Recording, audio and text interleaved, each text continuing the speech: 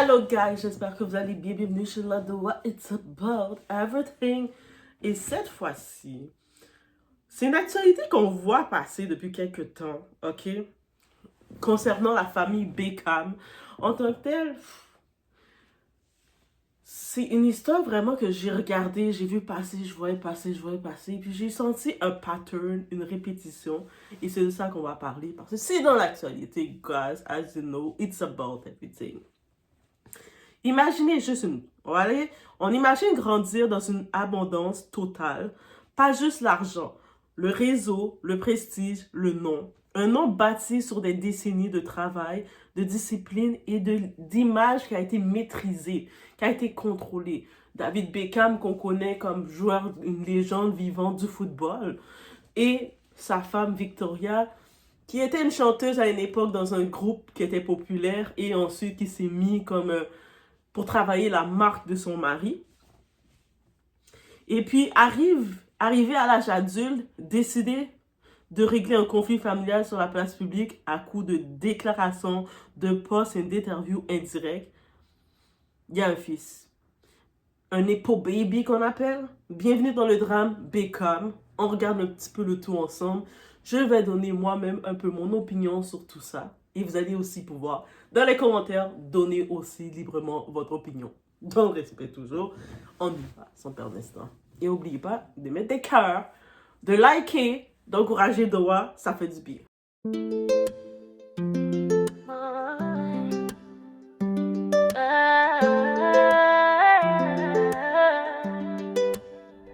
Baby, watch me now.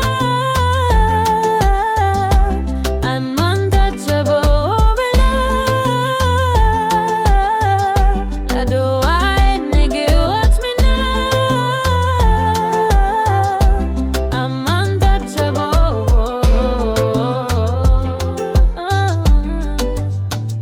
Nazali motema ya pouvoir. Na besi monde lumière nan zoto na regard. C'est moi qui choisis qui moun ka vin bo côté. Bon Dieu ka guide moi.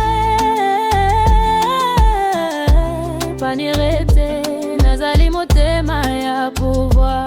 Moi c'est un flanc qui j'allais fais son stop, c'est que moi ka briller. Baby watch me now.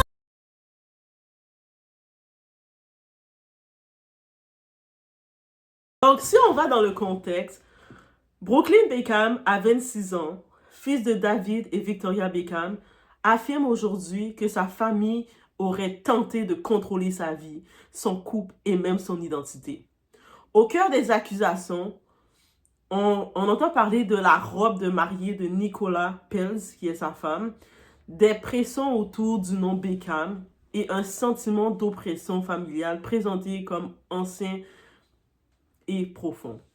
Sauf que quand on gratte les versions, ça s'aligne pas là. Il y a trop de manquements. On peut dire, oh my god, les parents, la famille, les Beckham sont méchants. Qu'est-ce qu'ils ont avec Brooklyn? Pourquoi ils empêchent Brooklyn d'être heureux avec sa femme et tout? Pourquoi ils veulent contrôler comme ça Brooklyn? Et là, il y a des petits détails qui viennent. Il y a des petites captures d'écran de ce qu'il a exposé lui. Il y a des détails qui viennent et ça colle pas. Surtout concernant la fameuse robe de mariée de sa femme Nicola. Brooklyn affirme que la robe de Nicola aurait été annulée à la dernière minute par sa mère. C'est sa robe de mariage. Donc, que Nicola avait commandé sa robe. Et puis, Victoria, la méchante belle-mère, elle a fait annuler sa robe de mariée à la dernière minute. Petit problème. Il y a un petit hic. Le British Vogue documente noir sur blanc que Nicola Peltz travaillait depuis 1 an avec Valentino. Depuis 1 an, elle travaillait avec Valentino.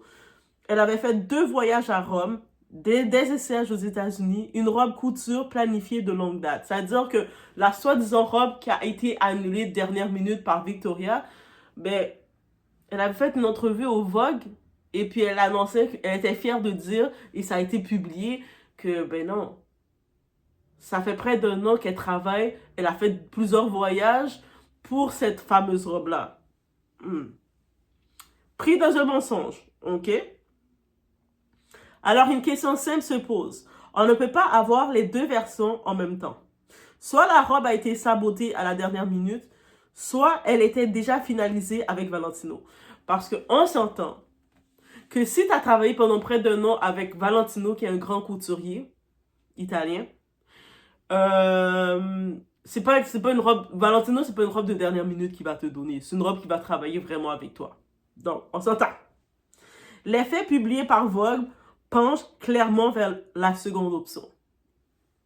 Donc, vous voulez vraiment briser l'image de Victoria. Donc, Brooklyn, tu veux vraiment détruire l'image de ta mère. Le nom Beckham, pas un cadeau, une marque. Le vrai sujet n'est peut-être pas la robe, le vrai sujet, c'est le nom Beckham. Un nom qui n'est pas juste un patronyme, mais une marque mondiale construite par une carrière sportive exceptionnelle, une discipline d'image très stricte, des décennies d'efforts. Protéger un nom, ce n'est pas contrôler un enfant, c'est protéger un héritage professionnel. Beaucoup de familles puissantes le font discrètement, juridiquement et stratégiquement. Même la famille, la Pelza, la famille de la femme de Brooklyn, là, Nicolas, la famille Pelz, ils protègent leur nom, là. La fille, là, elle parle pas de sa famille, elle. Elle protège le nom de sa famille. Sa famille, c'est une grosse famille riche, là. Et là, maintenant, on y va avec un air de déjà-vu.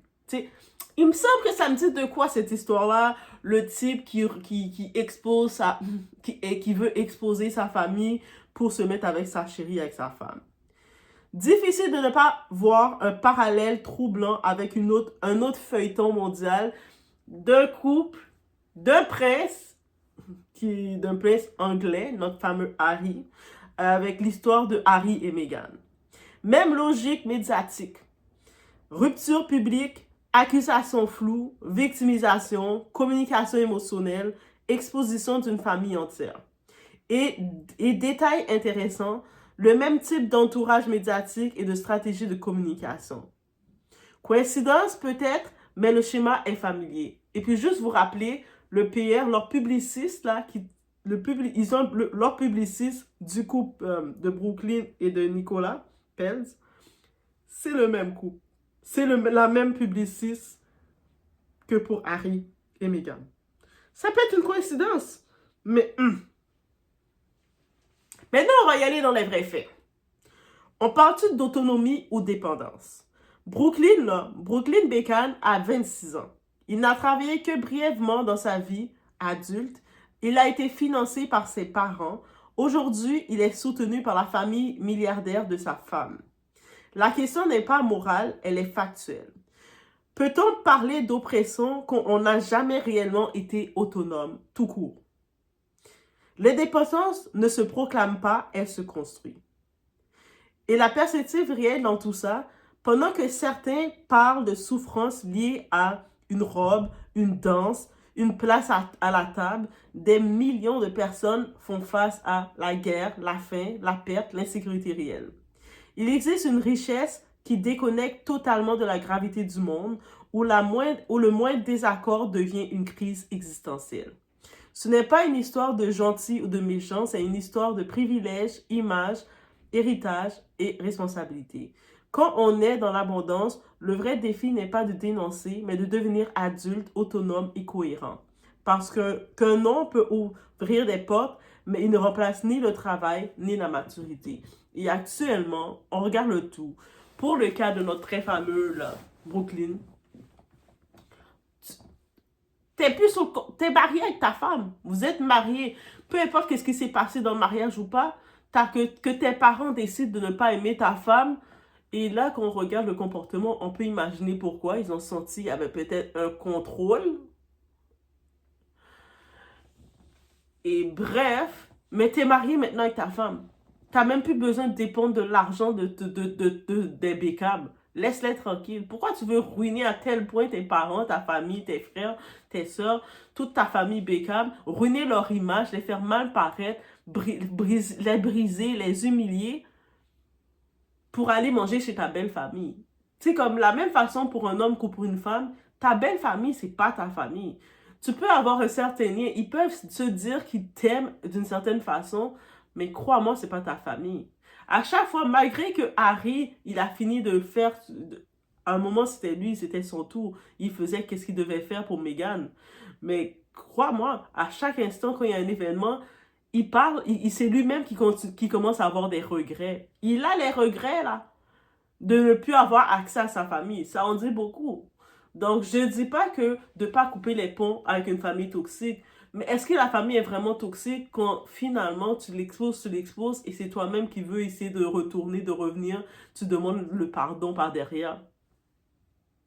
On se demande, est-ce que l'amour de quelqu'un t'amène à devoir humilier ta famille? Il y a une différence entre faire un témoignage et chercher des petites bisbilles. Elle a saboté la robe de mariée de ma femme dernière minute. Il y a les preuves noir sur blanc qui prouvent que c'est pas vrai. Oh, lors de la danse, elle n'était pas là pour regarder danser dans notre première danse. Ok. Mais il y a des vidéos qui montrent qu'elle était complètement là. T'es comme, ok. Donc, tu voulais couper les ponts avec tes parents, mais coupe les ponts avec eux. Utilise plus le nom Beckham, utilise le nom Pels, utilise le nom de ta femme. Fais comme Harry. Harry aussi, il a retiré son titre de prince. Maintenant, il s'appelle Monsieur Meghan. Appelle-toi Monsieur Nicolas Pels, et puis finis avec ça. De toute façon, Brooklyn c'est un Nepo baby. Harry aussi c'est un Nepo baby. Au moins, la différence, Harry a le titre de prince, mais lui, Brooklyn, n'a aucun titre là. C'est pas comme si c'était un acteur, c'était un athlète, il faisait quelque chose pour la relève de son père, rien du tout. Donc, en utilisant le nom Beckham, c'est pour avoir de la publicité, parce que le nom Pels, oui, ce sont des riches, mais c'est pas des riches populaires. Donc, le monde, même s'il parle en tant que Brooklyn marié avec Nicolas Pels.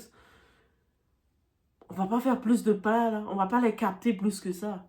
Bref, c'est un petit peu mon ressenti face à tout ça. Let me know qu'est-ce que vous en pensez. C'est un petit peu dans l'actualité. Il y a beaucoup de retours de ci. À un moment, Brooklyn disait, moi, je vais plus jamais parler avec mes parents, c'est fini. Ok, mais j'espère aussi que tu veux plus leur argent. Le 500 millions là, de leur fortune qu'ils ont bâti, j'espère que tu réclames pas ça dans ton héritage. Aussi, renonce à ton héritage. Fais un aveu public, même pas public, va dans le notaire, va tout ça, signe les papiers, tu dis que je veux rien recevoir de l'héritage Beckham, je peux rien savoir d'eux.